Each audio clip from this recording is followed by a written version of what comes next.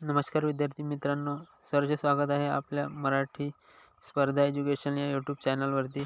आज आपण समाज कल्याण विभाग भरतीविषयक महत्त्वाचे अपडेट्स घेऊन आलेलो आहे. त्यामध्ये आपण माझी नोकरी या पोर्टलवरती आल्यानंतर आपल्याला समाज कल्याण विभाग विशेष महत्त्वाचे अपडेट्स घेऊन आलेलो आहे. त्यामध्ये आपल्याला फॉर्म भरण्याकरिता मुदतवाढ मिळालेली आहे. बघू शकता आपण समाज कल्याण विभाग मुदतवाढ 30/11/2024 ही महत्त्वाची डेट आहे. त्याआधी आपण फॉर्म भरून घ्यावा. त्यामध्ये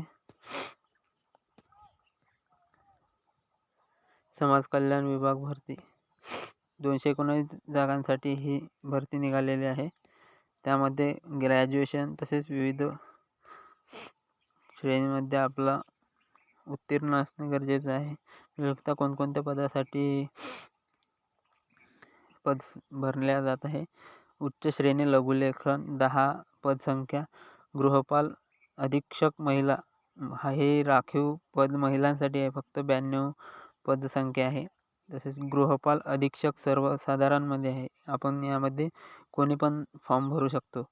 तसेच वरिष्ठ समाज कल्याण निरीक्षक 5 पोस्ट, निम्नलिखित लघुलेखन 3 पोस्ट, समाज कल्याण निरीक्षण 39 पोस्ट, लघु टंकलेखन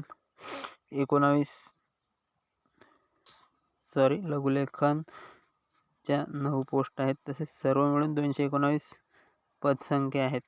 त्यामध्ये आपण शैक्षणिक अर्हता 10वी उत्तीर्ण तसेच अशा वेगवेगळ्या पोस्टसाठी वेगवेगळे आहेत. पद क्रमांक 2, 3 तसेच 4 हे फक्त कोणत्याही शाखेची पदवी तसेच MSCIT यांना लागू आहे. तसेच आपण बघू शकता विविध पदांसाठी विविध एज्युकेशन आपल्याला पाहिजे.